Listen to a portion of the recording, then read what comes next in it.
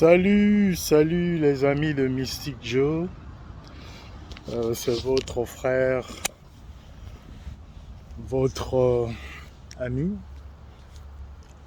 depuis Washington. J'ai le grand plaisir de m'entretenir avec vous aujourd'hui concernant tout ce qui se passe dans le monde actuellement, et plus précisément dans notre continent, l'Afrique, et aussi ici en Amérique où je me trouve. Moi aujourd'hui je travaille pas, c'est mon jour off. Je prends un peu de l'air parce que nous sommes en été. Ces derniers temps il fait très chaud, en tout cas aux États-Unis. Mais moi j'ai quand même la chance d'être ici au Pacifique Northwest. Il fait pas tellement chaud. Il fait chaud par moment, mais pas tellement. Mais par contre, pour ceux qui sont au Middle South, comme au Texas et puis d'autres États, en tout cas là-bas, il fait très chaud. La température atteint les 120, 110 voire les 120 degrés Fahrenheit, donc il fait vraiment chaud. Mais qu'à cela ne tienne, on fait un effort de survivre et ça va passer. C'est comme tous les étés depuis quelques années.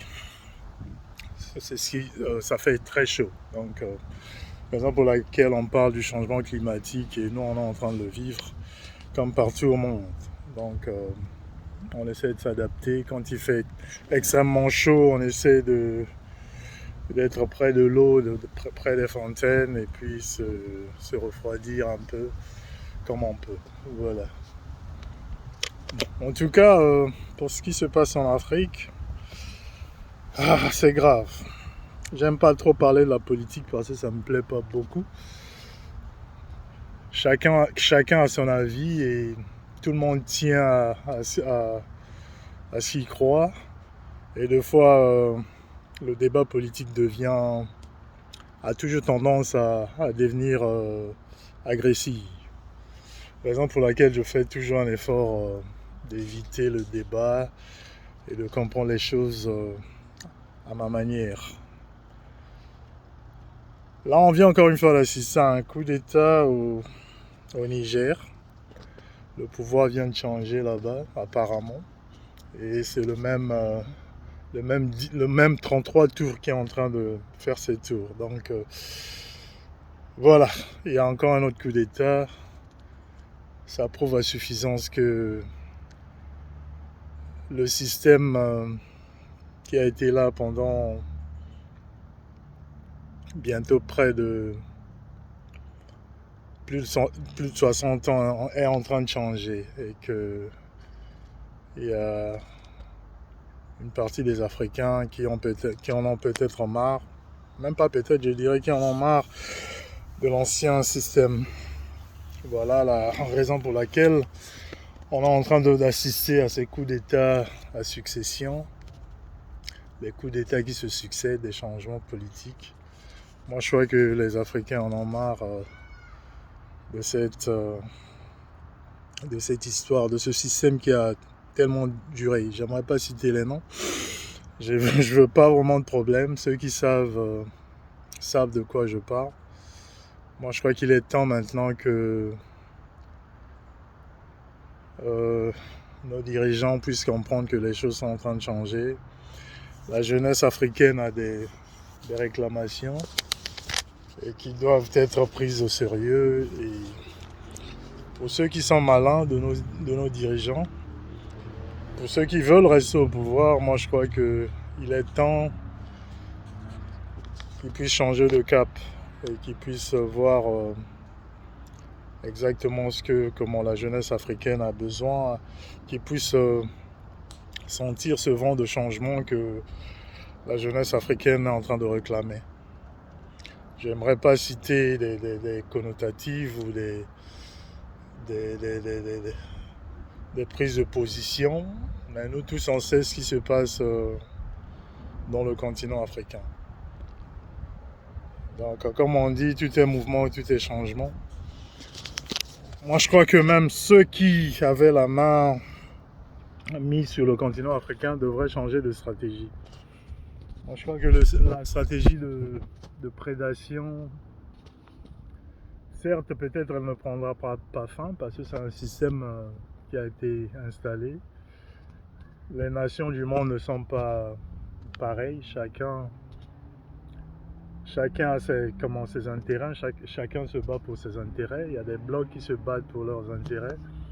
Mais moi, je crois que ceux qui ont eu la mainmise en Afrique, surtout l'Afrique francophone, pendant des décennies, moi, je crois qu'il est temps qu'ils puissent changer un peu leur fusil d'épaule et voir la réalité des choses. Comment continuer à pérenniser le même système, peut-être en le changeant des formes, ne sert plus à rien. Moi, je crois que pour faire en sorte que les choses puissent aller dans la bonne direction, moi, je crois que ces gens devraient, par contre, ajuster leur manière de traiter avec les États africains. L'Afrique a tellement duré dans la pauvreté. Certes, la faute n'est pas à 100%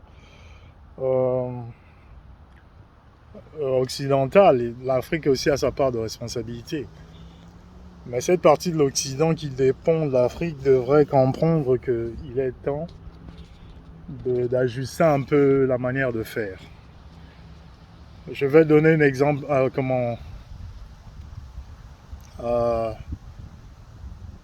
exemple banal. Si,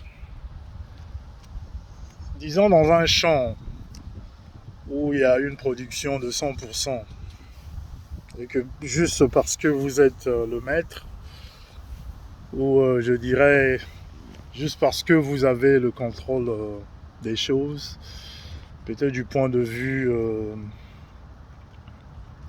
économique ou militaire, je ne sais pas, et vous octroyez le droit de prendre 80% ou 90% de récolte de ce champ, en donnant peut-être 10 ou 15%, en disant 5% à ceux qui ont transpiré, ceux qui ont cultivé et ceux qui sont propriétaires des terres de ces champs. Vous leur donnez 10% ou 5%. Moi, je crois que cette manière de faire est devenue archaïque.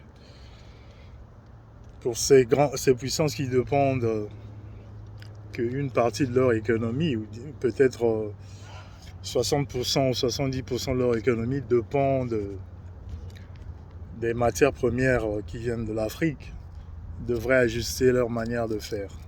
Au lieu de donner à ces pays qui sont propriétaires de ces ressources, leur donner des parts minimes qui n'ont peut-être pas de sens, les 5%, les 10%, moi je crois qu'il est temps qu'on puisse ajuster cette manière de faire. Pourquoi ne pas leur donner 40%? Pourquoi ne pas leur donner 55%? Pardon, 45%. Ça apporterait un grand changement. Ça ferait la différence. Et quelque part, ça éviterait de compliquer les choses. Moi, je crois que c'est juste un problème de bonne foi.